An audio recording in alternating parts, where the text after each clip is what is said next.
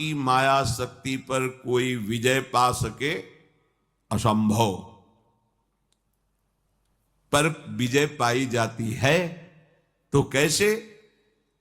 बोले जिनका हजारों मुख से यशगान भगवान शेष जी करते रहते हैं पर उनके गुणों का पार नहीं पाए, उन प्रभु का नाम जप, उन प्रभु का नाम कीर्तन तुम्हें माया पर विजय प्राप्त करा देगा। माया भ्रम, अज्ञान, अविद्या। जो भगवान के नाम गुण का कीर्तन करता रहता है, श्रवण करता रहता है, उसको प्रगट में भी कभी कोई परास्त नहीं कर सकता। ऐसा नहीं कि परास्त करने नहीं आएगा, परास्त करने आएगा। काम, क्रोध, लोभ, मोह या संसार का कोई व्यक्ति, घटना, परिस्थिति आते हैं, विघ्न तो आते ही हैं, सबके जीवन में आते हैं। पर नाम चल रहा है, बड़ा चमत्कार जीवन में प्रकट होता है नाम का। ये जो हम भगवत भक्तों के चरित्र आपको गुरु कृपा से जो सुनने को मिलते हैं, सुनाते हैं, उनसे हमें एक बल मिलता है। वो एक छोटी जीवनी की धरा से एक भगवत स्वरूप स्थिति को प्राप्त होते हैं। जैसे हम शरीरासक्त होकर विषयों में, भोगों में लगे, एक छोटी धरा है। शरीर और भोगों का त्याग करके निरंतर ब्रह्माकार भगवदाकार वृत्ति, ये बड़ी धरा है।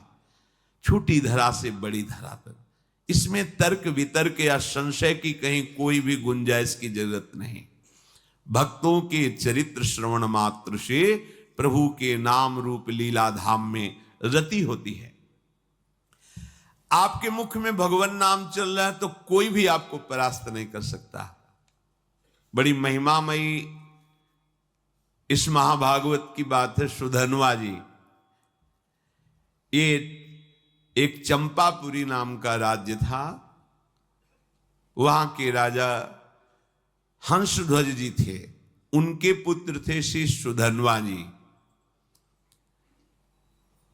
परम धार्मिक, धर्मपूर्वक राज्य का शासन करना और प्रभु की भक्ति में रत रहना और योद्धाओं में सर्वश्रेष्ठ वृत्ति रखना, ये हंसध्वज राजा का प्रभाव। पूरी प्रजा को अपने पुत्र की तरह पालन करना। राजा पूरे देश का पिता है और प्रजा पुत्रवत राजा के द्वारा पोषित होती है। जो प्रभु का भजन करते हैं, ये न समझा जाए कि वो गरीब ही लोग भजन करते हैं, भिखारी लोग भजन करते, ऐसा नहीं। ये प्रभु का भजन जो करते हैं वो गरीब नहीं है, जो प्रभु का भजन नहीं करते वो गरीब है। क्योंकि अंतिम समय उनके पास कुछ नहीं रहता तो हुए ना निर्धन। और जो भजन करते हैं वो माला माल होकर के यहां से जाते। परम धन राधा नाम, खूब जमा है राधा नाम। अब उनको आनंद ही आनंद प्राप्त होगा। जब महाराज युधिष्ठिर अश्वमेध यज्ञ कर रहे थे तो प्रद्युम्न, सात्यकी आदि असंख्यों महारथी योद्धा द्वारिका से सहयोग के लिए आए हुए थे। घोड़ा छोड़ा जाता है, जिस राज्य से घोड़ा जाता है तो घोड़े का पूजन करके नमस्कार कर लिया तो मतलब वो राजाधीन है, और अगर घोड़े को पकड़ लिया तो मतलब युद्ध होगा, तब आगे बढ़ा जाएगा। जे ही गुप्तचरों ने हंसध्वज राजा को समाचार दिया कि महाराज युधिष्ठिर का अश्वमेध यज्ञ का घोड़ा आपकी राज्य सीमा में प्रवेश कर चुका है, उनको बहुत आनंद हुआ। अहो भाग्य, जिनकी हम आराधना कर रहे थे भगवान जरूर दर्शन देंगे, क्योंकि ये पांडवजन महाभागवत हैं और इनको जरा भी कोई कष्ट देना चाहे तो भगवान व्याकुल होकर उपस्थित हो जाते हैं। गुप्तचरों से पूछा कि क्या भगवान श्री कृष्ण भी हैं? बोले उनके तो दर्शन नहीं हुए, पर हां, द्वारिका की सेना भी उपस्थित है, तो उनका दर्शन जरूरी है। वैसे अगर वो होते तो घोड़े का पूजन करते और प्रभु के दर्शन कर लेते, पर प्रभु नहीं है तो अब दूसरा उपाय करना पड़ेगा दर्शन के लिए। आदेश किया महाराज युधिष्ठिर के इस अश्वमेध को पकड़ लिया जाए। पकड़ लिया गया। जे ही पकड़ा गया तो अब इतने महान महान महारथी, साथ में अर्जुन जी भी हैं, सात्विकी जी हैं, प्रद्युम्न जी, बड़े बड़े महारथी, हर्षपूर्वक युद्ध का जयघोष किया गया। हंसध्वज जी ने आदेश कर दिया तत्काल सेना उपस्थित हो। अगर तनिक भी विलंब किया गया तो खौलते हुए कड़ाह में उसे डाल दिया जाएगा। नगाड़े की ध्वनि पूरी होते होते पूरी सेना नगर के बाहर आ जानी चाहिए। ऐसा सावधान भी रहते हैं सैनिक, कभी भी राजा का आदेश हो जाए। स्वयं बड़े गजराज पर चढ़कर हंसध्वज भगवान श्री कृष्ण को प्रणाम करके मानसिक और अर्जुन से युद्ध करने के लिए आगे बढ़े। पूरे सैनिक सब तत्काल तैयार हुए, क्योंकि राजा की आज्ञा थी अगर विलंब हुए तो खौलते हुए तेल के कड़ाह में डाल दिया जाएगा। सब ठीक समय पर उपस्थित हो गए। वहां एक भयंकर अग्नि के उसमें बड़ा कड़ाह रख करके तेल खोलाया गया, कोई विलंब ना हो, अगर होगा तो डाल दिया जाएगा। जितने भी वीर योद्धा थे सब उपस्थित हो गए, लेकिन राजा के पुत्र जो सुधन्वा जी थे, ये बड़े भगवान के नाम जापक भक्त थे, हर समय नाम जप करते रहते थे। जे ही आज्ञा हुई अस्त्र शस्त्रों से सुसज्जित हुए। पहले तो माता जी के पास गए, उनको प्रणाम किया और कहा, मां आज हमारे जीवन का परम लाभ उपस्थित हुआ है, क्योंकि आज मुझे अर्जुन से युद्ध करना है। वो भगवान के परम प्रेमी भक्त हैं। आज युद्ध कौशल के द्वारा उनको मैं तृप्त करूंगा, और ऐसा तृप्त करूंगा, उनको ऐसे व्याकुल करूंगा कि उनके सारथी का हमारे ऊपर नजर पड़े और कृपा दृष्टि पड़े। उनको आना पड़ेगा, पर हो सकता है हम वापस ना आए। इसलिए आपसे आशीर्वाद मांगते हैं कि मेरे मन की जो कामना है कि अर्जुन को तृप्त करूं, भगवान का साक्षात्कार करूं, वो पूर्ण हो। इसके बाद माताजी को प्रणाम करने के बाद जब आगे बढ़ने लगे तो माताजी ने कहा, बेटा बड़े बड़े ऋषि मुनि जिन भगवान श्री कृष्ण का रात दिन ध्यान और गुणगान करते हैं, मुझे तो उनका दर्शन होना संभव लगता है। पर जब तुम अर्जुन को पीठ नहीं दिखाओगे तो जरूर उपस्थित होंगे, और जब तुम श्री कृष्ण का दर्शन कर लोगे तो मुझे श्री कृष्ण का धाम मिल जाएगा। क्योंकि शास्त्रों में लिखा है जो भगवत साक्षात्कार कर लेता है तो 21 पीढ़ियां भगवत धाम को जाती हैं। तो मैं तो नहीं देख पाऊंगी, पर भगवान के धाम को जाऊंगी, पर पीठ मत दिखाना। जाओ, हमारा आशीर्वाद है, विजयी हो। विजयी, तुम्हारे मन में जो कामना है उसकी पूर्ति हो। सुधन्वा जी भी निकले तो उनकी बहन जी आई, तिलक लगाया, आरती की, विजय की कामना की। आगे बढ़े तो अभी कुछ ही समय पहले ब्याह हुआ था। प्रभावती नाम की पातिव्रत धर्म से युक्त पत्नी थी। मुस्कुराती हुई सामने आई और सुधन्वा की पूजा की और कहा, स्वामी मुझे पता है आज आप कहां जा रहे हो, महाबली महारथी अर्जुन से युद्ध करने।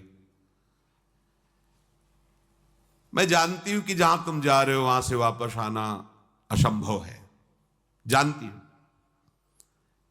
पर इतनी तो कृपा कर दो कि आपको जलांजलि देने वाला कोई होना चाहिए।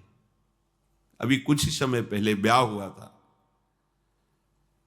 सुधन्वा ने कहा तुम धैर्य रखो, श्री कृष्ण के बल से मैं अर्जुन को परास्त करके शीघ्र ही वापस आऊंगा। प्रभावती ने कहा नाथ, आज तक हमने ऐसा नहीं सुना कि जो श्री कृष्ण से मिलने के लिए गए हों फिर वापस लौटे हों। शास्त्र प्रमाण है, बड़ी गूढ़ बात कही। जो श्री कृष्ण से मिलने गए हों और वापस लौटे हों, ऐसा आज तक प्रमाण नहीं मिला। तो वापस लौटने की तो हम आशा ही नहीं रखेंगी। बस हमारी एक कामना है कि आपको जलांजलि देने वाला कोई होना चाहिए। तो शास्त्र सम्मत बात थी। वहां कड़ाह में तेल खोल रहा है, सब आ चुके, लेकिन राजकुमार नहीं आए। राजा को बहुत कष्ट हुआ कि सब आज्ञा के पालन में और सुधन्वा मेरी आज्ञा का उल्लंघन कर रहा है, क्योंकि अब वो जलांजलि देने के लिए पुत्र की कामना से युक्त होकर के अपनी पत्नी की भाव को पूर्ण किया। उनको तो पता नहीं, तो जल्लादों को तुरंत भेजा, सुधन्वा को पकड़कर लाया जाए, खोलते कड़ाह में डाल दिया जाए। राजाज्ञा बड़ी विचित्र होती है। वो अपराधी साबित हो गए हैं क्योंकि विलंब हो गया, राजाज्ञा का उल्लंघन किया। जे ही राजा की आज्ञा हुई, वो जल्लाद प्रकृति के सैनिक तत्काल गए और सुधन्वा स्नान आदि करके पवित्र होकर बाहर निकल रहे थे। तुरंत सुधन्वा से कहा कि महाराज का आदेश है, आपको बंदी बना लिया जाए और कड़ाह में डाल दिया जाए, क्योंकि आप विलंब हुए हैं। कहा एक बार पिताजी के सामने तो पहुंचने दीजिए। गए, पिता को प्रणाम किया। हंसध्वज ने कहा हमारी आज्ञा का उल्लंघन का जो निर्णय किया गया है वही इनके साथ बर्ताव किया जाए। जो शंख और लिखित नाम के आचार्य थे, उनके हर राजा के पास आचार्य कोटि के महापुरुष की सलाह मिलती थी। जैसे परम ज्ञानी जनक जी हैं, पर सदानंद जी विराजमान हैं। चक्रवर्ती सम्राट महाराज दशरथ तो वशिष्ठ जी विराजमान हैं। देवराज इंद्र तो बृहस्पति जी विराजमान।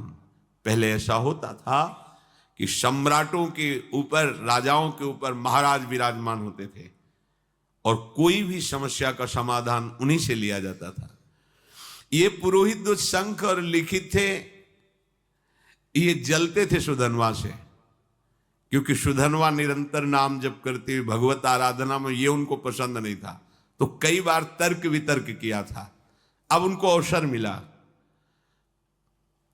राजा हंसध्वज ने पूछा कि आचार्य प्रवर आपका क्या आदेश है इस विषय में। उनका जो आपकी आज्ञा हुई उसका पालन किया जाए, अर्थात इनको खोलते हुए कड़ाह में डाला जाए। स्वभाव से ईर्ष्या रखने वाले ये शंख और लिखित आचार्य ने खोलते कड़ाह में सुधन्वा को डालकर उनका जीवन अंत कर दिया जाए, ऐसा ही दस्तखत कर दिया। यदि आप अपने पुत्र के मुंह में आकर के अब हमारी लिखित बात को काटते हैं तो हम दोनों आपको छोड़ देंगे। अब तो चांस ही नहीं। हंसध्वज ने तत्काल सैनिकों को आदेश किया, उठा करके डाल दो इनको खोलते हुए कड़ाह में। मंत्री समझाने की चेष्टा करे तो पुरोहित खिलाफ है। मंत्री के हृदय में भी बड़ा।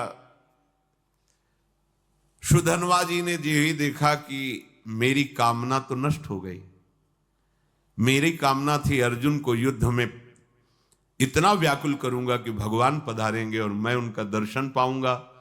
अब तो कड़ाह में डाल दिया जाएगा, तो चलो जैसी भगवान की इच्छा। कड़ाह में जे ही डालने को सुधन्वा ने कहा, हे गोविंद, हे मुकुंद, हे हरे, मुझे मरने का तो दुख है नहीं, क्योंकि मरने के लिए निकला ही हूं, पर मैं मरने के पहले आपका दर्शन चाहता था, आपकी दृष्टि में दृष्टि मिलाना चाहता था। आप अर्जुन के पक्ष में होकर मुझे कैसे देखते हैं ये देखना चाहता था, सो अधूरा रह गया। यदि अर्जुन के बाणों से बिंधता और आप हमारी तरफ देखते तब मुझे आनंद मिलता। ये कायरों की तरह मृत्यु होगी कि कड़ाह में डाल करके। प्रभु यदि आप हम पर कृपा करते हैं तो मुझे जो कामना है उसकी पूर्ति होनी चाहिए। मरना तो है ही, पर ऐसे नहीं ललकार करके, अर्जुन को व्याकुल करके मरने की इच्छा है।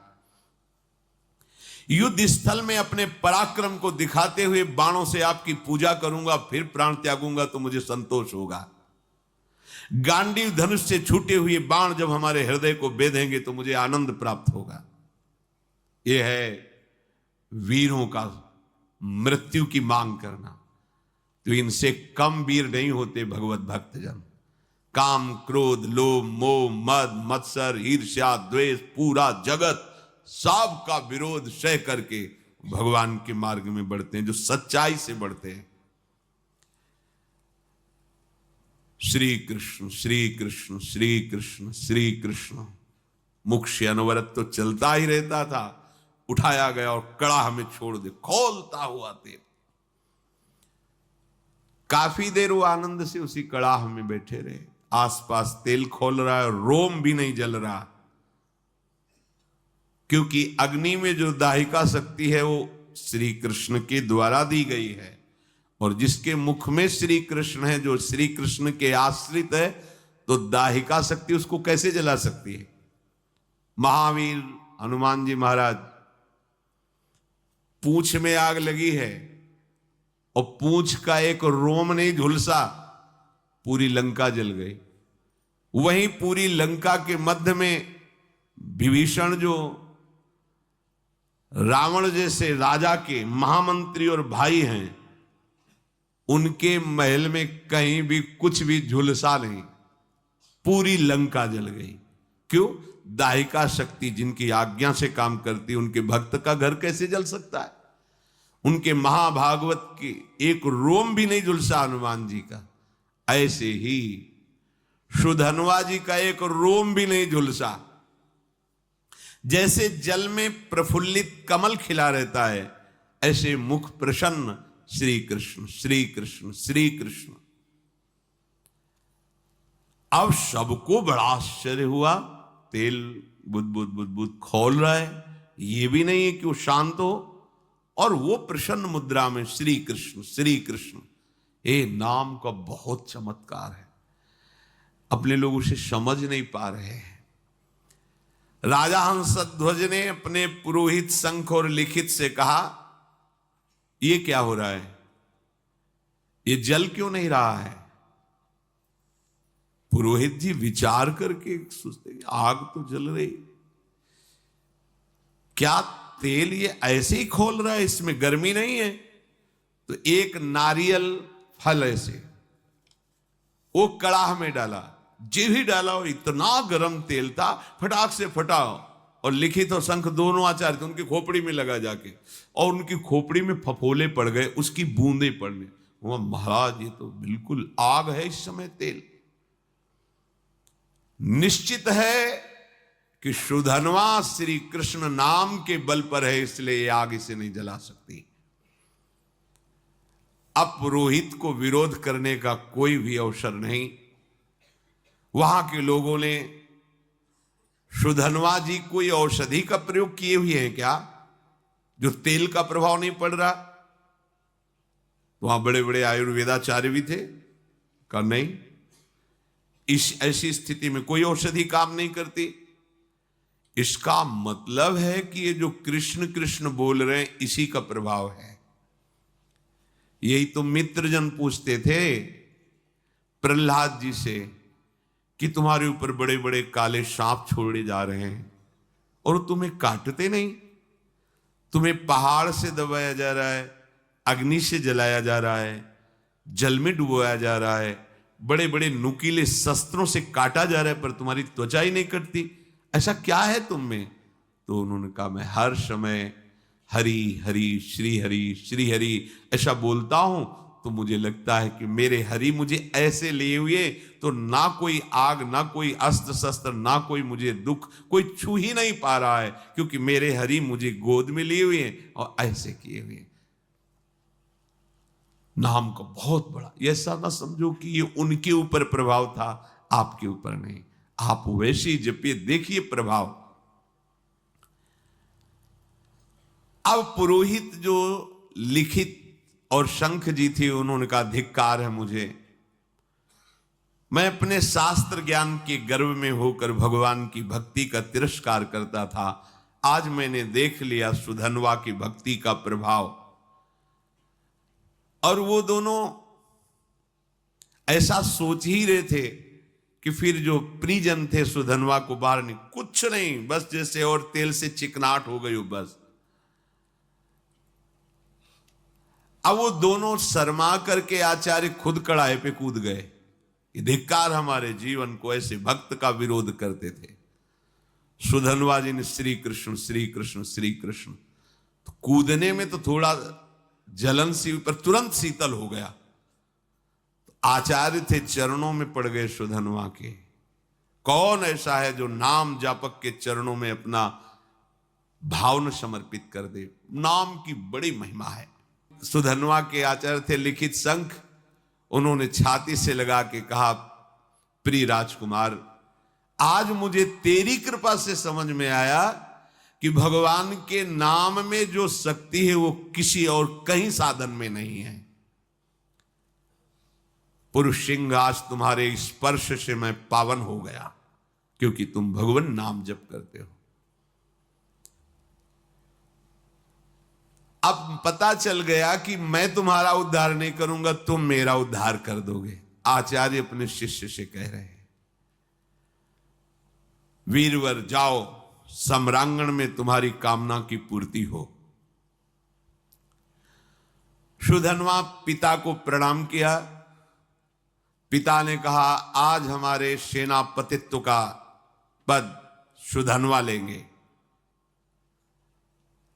अब युद्ध प्रारंभ हुआ। सुधनवा कब प्रत्यंचा चढ़ाई और बाण छोड़ा, बड़े बड़े सैनिक देख ही नहीं पा रहे थे। लोगों को ये भ्रम रहता है कि हम नाम जप करेंगे तो स्कूल में पढ़ाई में विघ्न पड़ेगा, हमारे कामकाज में विघ्न पड़े। ऐसा मत सोचिए। नाम जप करोगे तो आप बहुत अच्छे विद्यार्थी होगे, नाम जप करोगे तो आप बहुत अच्छे किसान होगे, नाम जप करोगे तो आप बहुत अच्छे, जो भी जिस मार्ग में जाओगे बहुत अच्छे बन जाओगे, क्योंकि बुद्धि पवित्र होगी और भगवान नाम की सामर्थ्य है, तो आप जो चाहोगे कर सकते हो। जब अर्जुन ने देखा कि ये 9 राजकुमार बड़े बड़े महारथियों को भी मूर्छित करता हुआ आगे बढ़ता जा रहा है, तो स्वयं वो अपने गांडीव धनुष की प्रत्यंचा खींची और सामने आकर खड़े हो गए। अर्जुन ने कहा, है राजकुमार, अब तुम किसी साधारण वीर के सामने नहीं खड़े हो, गांडीव धनुषधारी अर्जुन के सामने खड़े हो। जितनी सामर्थ्य हो अब हमसे तुम युद्ध करके दिखाओ। सुधनवा ने निर्भयता पूर्वक हंसकर कहा, हे पार्थ, आपने बहुत सी लड़ाइयां लड़ी और विजय को प्राप्त हुए हैं, पर उसका तुम कारण नहीं जानते हो कि तुम विजय में क्यों प्राप्त हुए हो। क्योंकि तुम्हारे सारथी श्री कृष्ण थे। इस समय तुम हमारे सामने टिक नहीं सकते, क्योंकि तुम्हारा सारथी नहीं बैठा है, श्री कृष्ण नहीं है। तो यद्यपि तुम महावीर हो, पर तुम मेरे सामने नहीं टिक सकते। तुम्हें सलाह देता हूं, अगर मेरे पर विजय प्राप्त करनी तो अपने सारथी की याद करो, नहीं तो तुम्हारी सामर्थ्य नहीं है, ये गांडीव धनुष के निकले हुए बाणों की सामर्थ्य नहीं कि मुझे परास्त कर सके। एक बालक के मुख से ऐसी चुनौती, अर्जुन जी परम धनुर्धर, दिव्यास्त्रों का ज्ञान, क्रोधित होकर सुधनवा पर बाणों की वर्षा शुरू कर दी। सुधनवा जी ने हंसते हंसते एक एक बाण को तिल तिल के समान काट के गिरा दिया। अर्जुन जी को लगा, आज तक ऐसा भी, बाणों को काट देना अलग बात, लेकिन हर बाण को तिल तिल काट के बाणों की वर्षा हो रही। बाणों को काटते हुए अपने बाणों से ध्वजा, धनुष, प्रत्यंचा सब पर चोट पहुंचा दी। सुधनवा ने ध्वजा काट के गिरा दी, प्रत्यंचा काट दी, गांडीव पर प्रहार किया और अर्जुन के सारथी को भी घायल कर दिया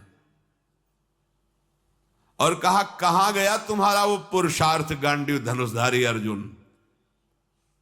बिना प्रत्यंचा का धनुष, बिना ध्वजा का रथ, सारथी बेहोश। आश्चर्य में पड़ गए कि ऐसा वीर बालक तो हमने देखा ही नहीं। अब उनके मुख से हर समय चल रहा है जो भगवान का आदेश, मामनुस्मर युद्ध च कृष्ण कृष्ण कृष्ण कृष्ण। आप तो बहुत बड़ी बड़ी बातें कर रहे थे, देखा बालक का चमत्कार?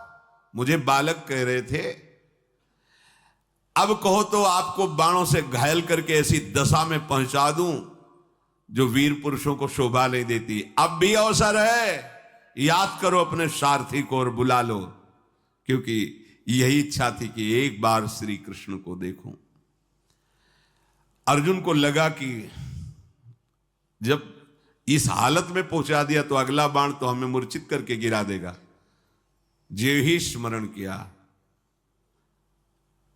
भगवान दौड़ते हुए आ गए। यही है भगवान का वात्सल्य।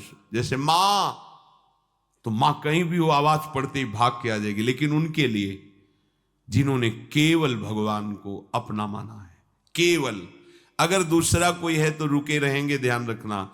अगर दूसरा कोई बल नहीं है तो उसी समय आपको अनुभव होगा, आ गए प्रभु। जैसे द्रौपदी जी को अनुभव हुआ, वस्त्र रूप में आ गए प्रभु।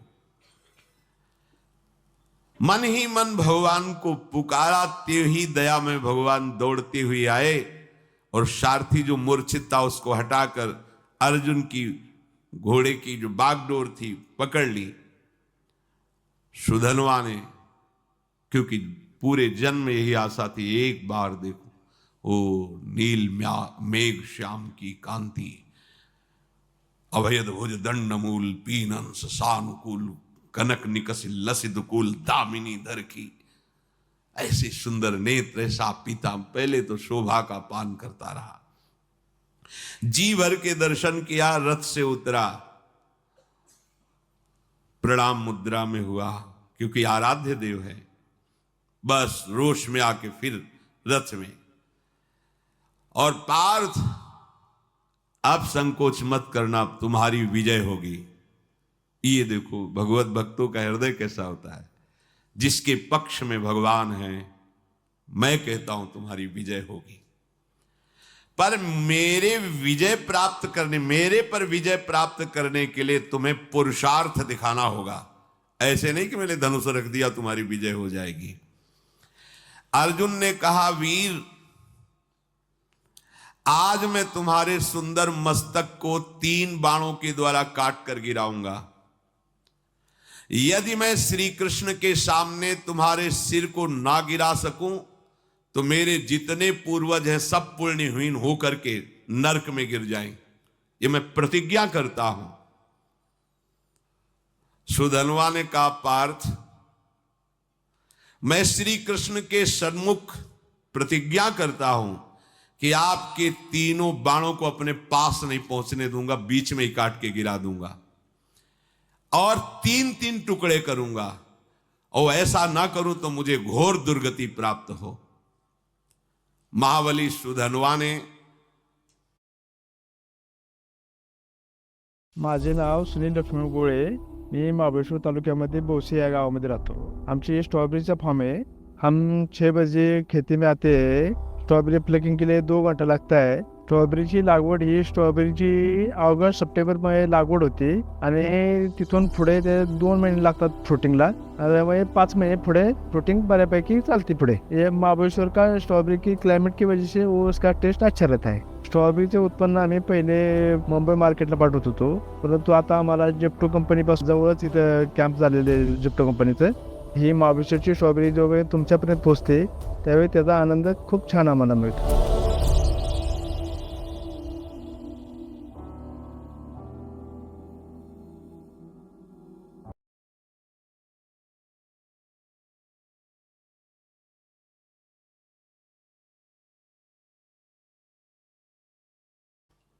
10 बाणों के द्वारा अर्जुन को, 100 बाणों के द्वारा श्री कृष्ण को, 1 बाण रथ पर चलाया, जो कुम्हार की चाक की तरह पूरे रथ को उठा के घुमाने लगा और 100 हाथ दूर फेंक दिया सुधनवा ने। 100 बाण भगवान की पूजा में, 10 बाण अर्जुन की पूजा में, और 1 बाण मारा, रथ ऐसे चक्राकार होकर 100 हाथ दूर गिरा जा करके। भगवान श्री कृष्ण बोले, धन्य है वीर, धन्य है। अर्जुन बिना समझे बूझे प्रतिज्ञा कर ली, पितरों को नरक भेजना है क्या? सुधनवा देखो कितना महाबली है। सुधनवा की शक्ति देखी तुमने? ओ श्री कृष्ण श्री कृष्ण श्री कृष्ण श्री कृष्ण नाम चल रहा है। अर्जुन ने कहा, प्रभु उसकी प्रशंसा क्यों की? बोले, जानते हो समस्त ब्रह्मांडों का भार लिए हुए मैं बैठा हूं, मुझे सहित तेरे सहित 100 कदम पीछे फेंक दिया। बोले, प्रभु इसका इतना बल कहां से आ गया? बोले, ये बहुत जोरदार है, ये तो निरंतर नाम जप कर रहा है, और दूसरा ये एक पत्नी व्रत है। बोले, ये एक सुदृढ़ पत्नी व्रत है, इसलिए हमको दूर फेंक दिया। अर्जुन ने भगवान से कहा, इस समय विनोद का समय नहीं है, इस समय तो हमारी हार हो रही आपके बैठने पर भी। अब दिव्यास्त्र का संधान किया, काल को विराजमान किया बाण पे, संधान करके श्री कृष्णचंद्र जी ने कहा, गोवर्धन पर्वत उठाकर जो गोप गौओं की रक्षा की, उससे प्राप्त पुण्य मैं इस बाण पर विराजमान करता हूं। सुधनवा से कहा, बचो ये काल का बाण है। सुधनवा ने कहा, हमारे पास श्री कृष्ण नाम है जो काल का भी महाकाल है। देख लो, एक तरफ भगवान है, एक तरफ नाम है। ये देखो, उन्हीं का नाम है, एक तरफ भगवान, एक तरफ भगवान का नाम। सुधनवा ने जोर से उच्चारण किया, जय श्री कृष्ण, संधान किया, बाण के टुकड़े टुकड़े कर दिए। नाम का अद्भुत प्रभाव, टुकड़े टुकड़े कर दिए, और जोर जोर से जय श्री कृष्ण जय श्री कृष्ण जय श्री कृष्ण मंगलमय नामों का जोर जोर से उच्चारण। त्रैलोक्य के ऋषि मुनियों में हाहाकार मच गया। भगवान ने गिरिराज उठाने का पूरा पुण्य लगा दिया, और अर्जुन ने काल का संधान किया बाण पे, काल की भी चाल नहीं। ये नाम का प्रभाव देखो। भगवान ने अर्जुन से कहा, तुरंत दूसरा बाण निकालो, दिव्यास्त्र तो बढ़ता चला जा रहा है। भगवान ने उस बाण में अपनी बहुत सी शक्तियों का संधान किया। सुधनवा से कहा, अब जीत के दिखाओ। देखो भगवान क्या करे, समझ रहे हो?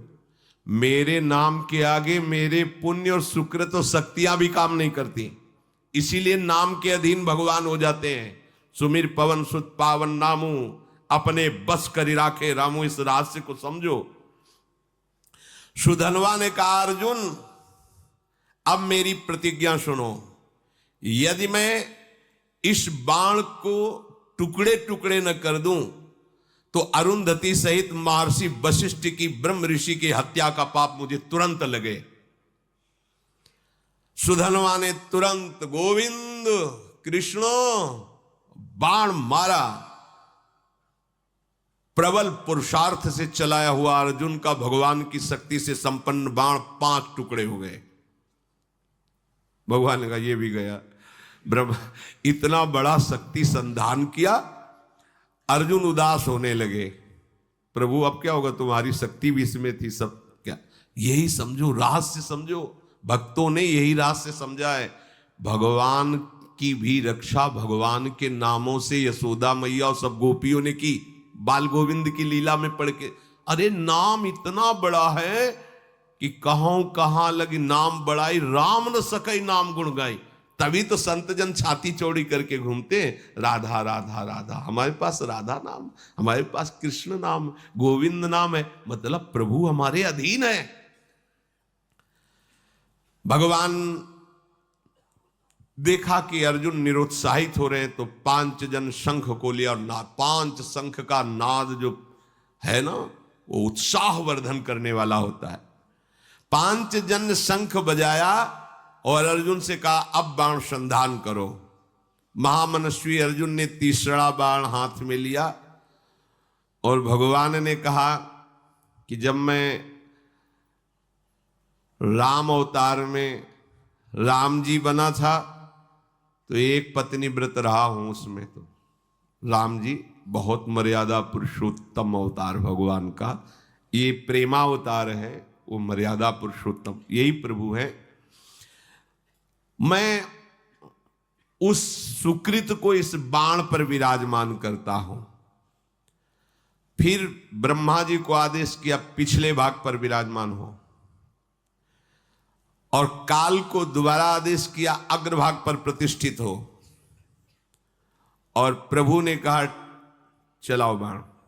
ब्रह्मा जी, काल जी और वो पुण्य सुकृत रामावतार का एक सुधनवा प्रभु की तरफ देखा और मुस्कुराया। बड़ा प्रेममय प्रसंग है। अर्जुन से बोला अब भी संशय है तुम्हें? तुम्हारे विजय के लिए क्या कर रहे हैं देख रहे हो, तुम्हें संशय? भला कोई प्रतिज्ञा करो अब तुम इस बाण के बचाने के लिए। अर्जुन ने कहा वीरवर, यदि तुम्हारा मुकुट सहित मस्तक में काट के ना गिरा दूं तो भगवान श्री हरि और भगवान शंकर में भेद करने से, निंदा करने से जो पाप लगता है वो मुझे अभी लगे। सुधनवा ने कहा मैं इस बाण को अगर काट ना दूं तो काशी में मणिकर्णिका